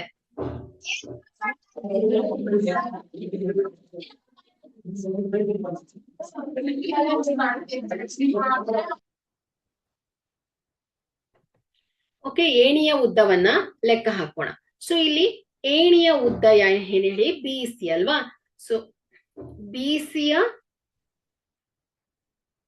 ಉದ್ದ ಅಂದ್ರೆ BC ಹಾಗೂ BD. ಸೊ BD ಬಾಹುವಿನ ಅಳತೆ ಗೊತ್ತಿದೆ, ಹಾಗೆ ತೀಟಾ 60 ಡಿಗ್ರಿ. ಸೊ ಇಲ್ಲಿ BC ಏನ್ ಹೇಳಿ, ಏಣಿಯ ಉದ್ದ ವಿಕರ್ಣ, ಹಾಗೆ BD ಕಂಬದ ಎತ್ತರ, ಅಂದ್ರೆ ಏಣಿಗೆ ಟಚ್ ಮಾಡಿರುವಂತಹ ಉಳಿದಿರುವ ಭಾಗದ ಉದ್ದ. So BD. ಸೊ ಇದು 15 ಮೀಟರ್. ಸೊ ಇದೇನ್ ಹೇಳಿ, ಅಭಿಮುಖ ಬಾಹು, ಹಾಗೆ theta is equal to 60 degree. So ಇಲ್ಲಿ ವಿಕರ್ಣ, ಅಭಿಮುಖ ಬಾಹು ಮತ್ತು ತೀಟಾ, ಸೊ ಈ ಮೂರು ಅಂಶಕ್ಕೆ ಸಂಬಂಧಿಸಿದಂತಹ ಸೂಕ್ತವಾದ ತ್ರಿಕೋನಮಿತಿಯ ಅನುಪಾತ ಯಾವ್ದಾಗತ್ತೆ ಹೇಳಿ, ಸೈನ್ ಆಗತ್ತೆ ಅಲ್ವಾ. So sine theta. So sine theta is equal to ಏನ್ ಹೇಳಿ, ಅಭಿಮುಖ ಬಾಹು ಡಿವೈಡೆಡ್ ಬೈ ವಿಕರ್ಣ. ಸೊ ಇಲ್ಲಿ ಸೈನ್ ತೀಟಾ ಏನ್ ಹೇಳಿ, sine 60 degree is equal to ಅಭಿಮುಖ ಬಾಹು ಯಾವುದು BD ಡಿವೈಡೆಡ್ ಬೈ ವಿಕರ್ಣ ಏನ್ ಹೇಳಿ, ಏಣಿಯ ಉದ್ದ. ನಾವು ಏಣಿಯ ಉದ್ದವನ್ನ ಫೈಂಡ್ ಔಟ್ ಮಾಡ್ಬೇಕಾಗಿತ್ತು, ಹಾಗಾಗಿ ಇದು ವಿಕರ್ಣ ಆಗತ್ತೆ BC. So sine 60 degree is equal to ಏನಾಗತ್ತೆ, BD ಅಭಿಮುಖ ಬಾಹು ಎಷ್ಟಿದೆ ಹೇಳಿ, 3.7 divided by BC divided by BC. So ಇಲ್ಲಿ ಸೈನ್ 60 ಡಿಗ್ರಿ ಯ ಬೆಲೆ ಏನ್ ಹೇಳಿ, √3/2. ಸೊ ಇಲ್ಲಿ ಎಲ್ಲಾ ನಿರ್ದಿಷ್ಟ ಕೋನಗಳ ವ್ಯಾಲ್ಯೂಸ್ಗಳು ಕೂಡ ನಿಮ್ಗೆ ತಿಳಿದಿರ್ಬೇಕು. ಸೊ ಸೈನ್ 60 ಡಿಗ್ರಿ ಏನ್ ಹೇಳಿ, √3/2 is equal to 3.7 divided by BC. So ಇಲ್ಲಿ ಏಣಿಯ ಉದ್ದ BC. ಸೊ ಇದನ್ನ ನಾವು ಹುಡುಕ್ತಾ ಇದ್ದೇವೆ ಎಷ್ಟು ವ್ಯಾಲ್ಯೂಸ್ ಬರುತ್ತೆ ಅನ್ನೋದು. ಸೊ ಈಗ BC ಇಸ್ ಈಕ್ವಲ್ ಟು ಏನಾಗತ್ತೆ ಹೇಳಿ, ಸೊ ನೋಡಿ ಇಲ್ಲಿ BC is equal to 3.7 into 2, 3.7 meter into 2 divided by ವರ್ಗಮೂಲ 3 ಆಗುತ್ತೆ. So BC is equal to, so 3.7 into 2 ಮಾಡಿದಾಗ 7.4 ಡಿವೈಡೆಡ್ ಬೈ ವರ್ಗಮೂಲ 3ಅನ್ನ ನಾವು 1.73 ಅಂತ ಬಳಸಬಹುದು. ಸೊ ಬ್ರಾಕೆಟ್ ಅಲ್ಲಿ ಕೊಟ್ಟಿದ್ರು, ಸೊ ಹಾಗಾಗಿ 1.73. ಹಾಗಾಗಿ ಇಲ್ಲಿ BC ಇಸ್ ಈಕ್ವಲ್ ಟು ಏನಾಗುತ್ತೆ ಹೇಳಿ, 4.28 ಮೀಟರ್. ಸೊ ಇದೇನ್ ಹೇಳಿ, BC ಏಣಿಯ ಉದ್ದ. ಓಕೆ, ಸೊ ಈಗ ನಾವು ಏಣಿಯ ಉದ್ದವನ್ನ ಫೈಂಡ್ ಔಟ್ ಮಾಡಿದ್ವಿ. ಸೊ ಏಣಿಯ ಉದ್ದ ಎಷ್ಟು ಬಂತು ಹೇಳಿ, 4.28 ಮೀಟರ್. ಸೊ 4.28 ಮೀಟರ್ ಬಂದಿದೆ. ಸೊ ಈಗ ನೆಕ್ಸ್ಟ್ ನಾವು ಕಂಬದ ಪಾದದಿಂದ ದೂರವನ್ನ ಲೆಕ್ಕಾಚಾರ ಹಾಕ್ಬೇಕು, ಅಂದ್ರೆ DC ಅನ್ನ ಲೆಕ್ಕ ಹಾಕ್ಬೇಕು. ಸೊ ಇಲ್ಲಿ DC ಅನ್ನ ಲೆಕ್ಕ ಹಾಕ್ಬೇಕು ಅಂದ್ರೆ, ಸೊ ಇಲ್ಲಿ ನಾವು BD ಬಾಹುವಿನ ಅಳತೆ ಗೊತ್ತಿದೆ, DC ಯ ಅಂತರವನ್ನ ಫೈಂಡ್ ಔಟ್ ಮಾಡಬೇಕು, ಹಾಗೆ ತೀಟಾ ಗೊತ್ತಿದೆ. ಸೊ ಹಾಗಾದ್ರೆ ಇಲ್ಲಿ ಅಭಿಮುಖ ಬಾಹು, ಪಾರ್ಶ್ವ ಬಾಹು ಮತ್ತು ತೀಟಾಗೆ ಸಂಬಂಧಿಸಿದಂತಹ ಸೂಕ್ತವಾದ ತ್ರಿಕೋನಮಿತಿಯ ಅನುಪಾತವನ್ನ ಹುಡುಕ್ಬೇಕು. ಸೊ ಇಲ್ಲಿ ಅಭಿಮುಖ ಬಾಹು, ಪಾರ್ಶ್ವ ಬಾಹು ಹಾಗೂ ತೀಟಾ, ಸೊ ಈ ಮೂರು ಅಂಶಕ್ಕೆ ಸಂಬಂಧಿಸಿದಂತಹ ತ್ರಿಕೋನಮಿತಿಯ ಅನುಪಾತ ಯಾವ್ದಾಗತ್ತೆ ಹೇಳಿ, tan. Okay, so tan theta. So tan theta is equal to ಏನ್ ಹೇಳಿ, ಅಭಿಮುಖ ಬಾಹು ಡಿವೈಡೆಡ್ ಬೈ ಪಾರ್ಶ್ವ ಬಾಹು. ಸೊ ಇಲ್ಲಿ ಟ್ಯಾನ್ ಥೀಟಾ ಏನ್ ಹೇಳಿ, 60 degree. So tan 60 degree is equal to ಥೀಟಾಗೆ ಅಭಿಮುಖ ಬಾಹು ಯಾವುದು, BD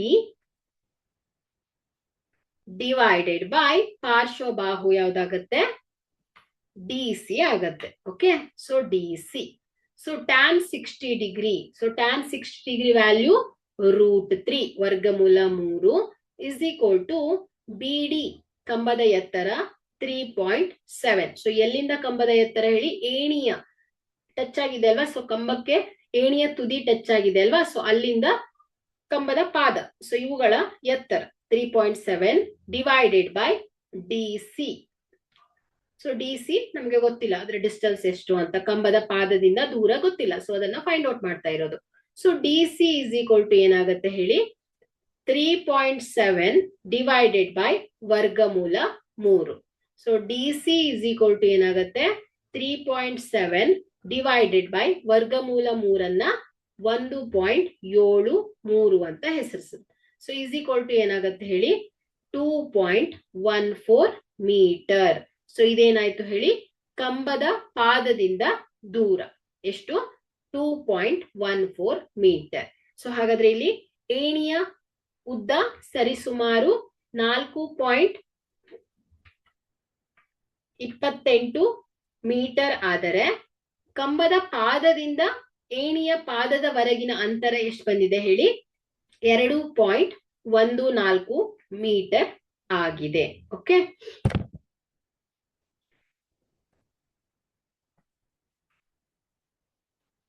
ಇನ್ನೊಂದು ಉದಾಹರಣೆಯನ್ನ ಗಮನಿಸೋಣ.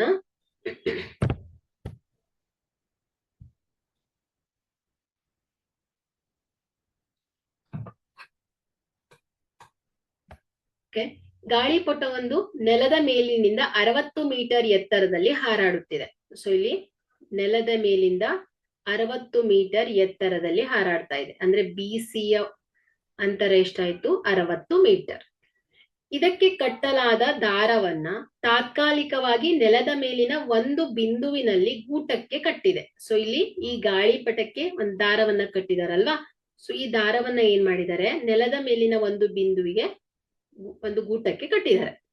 ಸೊ ದಾರವು ನೆಲದೊಂದಿಗೆ 60 ಡಿಗ್ರಿಯ ಕೋನವನ್ನ ಉಂಟು ಮಾಡುತ್ತೆ. ಸೊ ಈ ದಾರ ಏನ್ ಮಾಡ್ತಾ ಇದೆ ನೆಲದಿಂದ, ಸೊ ಇಲ್ಲಿ ನೆಲ ಅಂದ್ರೆ ಏನು ಕ್ಷಿತಿಜ ಮಟ್ಟ ಮತ್ತು ದೃಷ್ಟಿಕೋನ, ಸೊ ಈ ದೃಷ್ಟಿ ರೇಖೆಗಳ ನಡುವಿನ ಕೋನ ಅಲ್ವಾ. ಸೊ ಇದೇನ್ ಮಾಡ್ತಾ ಇದೆ 60 ಡಿಗ್ರಿ ಕೋನವನ್ನ ಉಂಟು ಮಾಡ್ತಾ ಇದೆ. ಸೊ ದಾರವು ಸಡಿಲವಾಗಿಲ್ಲವೆಂದು ಭಾವಿಸಿ ದಾರದ ಉದ್ದವನ್ನ ಕಂಡುಹಿಡಿಯಿರಿ. ಸೊ ಇಲ್ಲಿ ದಾರ ಯಾವ್ದಾಯ್ತು ಹೇಳಿ AB ಆಯ್ತು. ಹಾಗಾದ್ರೆ ಇಲ್ಲಿ ಈ ದಾರದ ಉದ್ದವನ್ನ ಫೈಂಡ್ ಔಟ್ ಮಾಡ್ಬೇಕು. ಓಕೆ, ಸೊ ಇಲ್ಲಿ ನಮ್ಗೆ BC ಒಂದು ಬಾಹುವಿನ ಅಳತೆ ಗೊತ್ತಿದೆ, ಥೀಟಾ ಕೋನದ ಅಳತೆ ಗೊತ್ತಿದೆ. ಸೊ ಇಲ್ಲಿ ನಾವು ಸೂಕ್ತವಾದ ತ್ರಿಕೋನಮಿತಿಯ ಅನುಪಾತವನ್ನ ಬಳಸ್ಕೊಂಡು ದಾರದ ಉದ್ದವನ್ನ ಫೈಂಡ್ ಔಟ್ ಮಾಡ್ಬೇಕು. ಸೊ ಇಲ್ಲಿ ಅದಕ್ಕೂ ಮೊದಲು ಏನ್ ಮಾಡ್ಬೇಕು ಹೇಳಿ ಥೀಟಾಗೆ ಸಂಬಂಧಿಸಿದಂತೆ ಬಾಹುಗಳನ್ನ ಗುರುತಿಸ್ಕೊಳ್ಳೋಣ.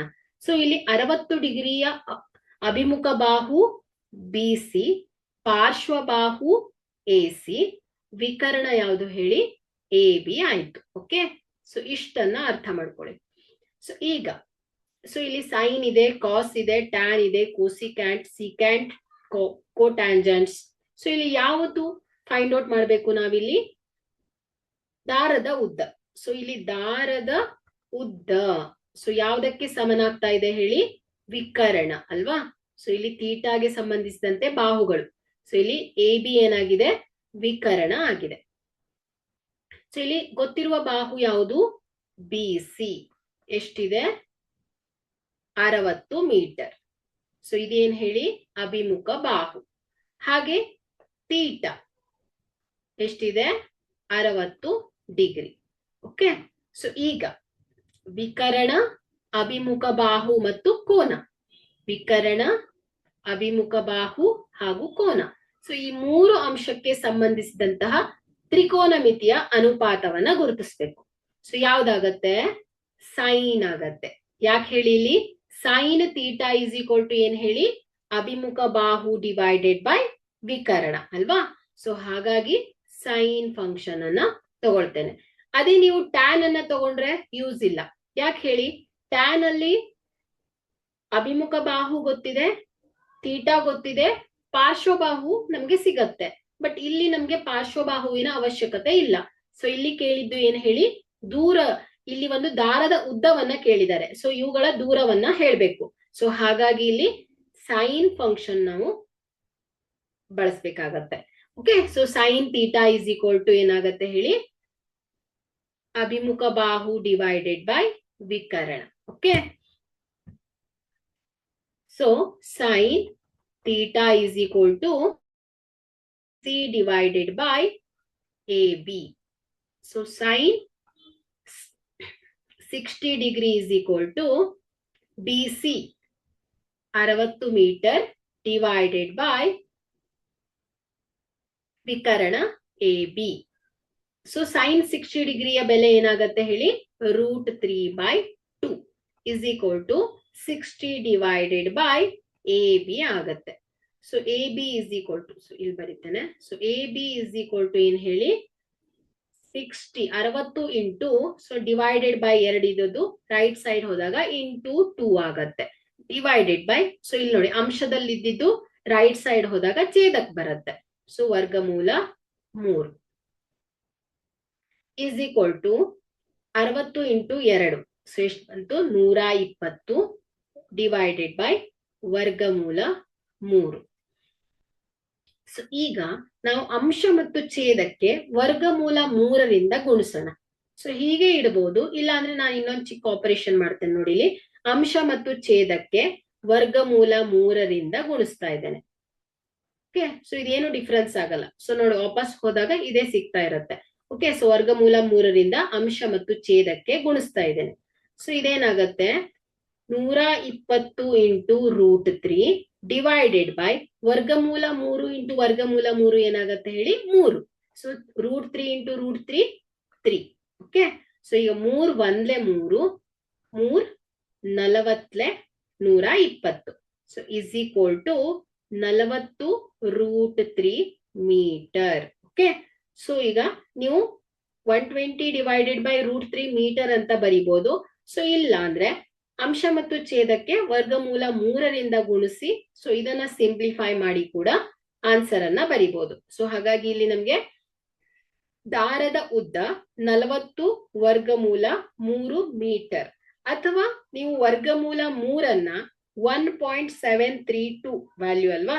ಸೊ ವರ್ಗಮೂಲ 3ರದ್ದು, ಸೊ 40 ಇಂಟು 1.732 ಮೀಟರ್. ಸೊ ಇದನ್ನ ಗುಣಿಸಿ ಕೂಡ ನೀವು ಉತ್ತರವನ್ನ ಹೇಳ್ಬೋದು. ಸೊ ಇದೆಷ್ಟು ಬರುತ್ತೆ ಅಂದ್ರೆ 69.28 ಮೀಟರ್ ಆಗಿರುತ್ತೆ. ಓಕೆ, ಸೊ ಇದಿಷ್ಟು ತ್ರಿಕೋನಮಿತಿಯ ಲೆಕ್ಕಗಳು. ಸೊ ಇನ್ನುಳಿದ ಲೆಕ್ಕಗಳನ್ನ ನಾನು ಮುಂದಿನ ತರಗತಿಯಲ್ಲಿ ಹೇಳ್ತೇನೆ.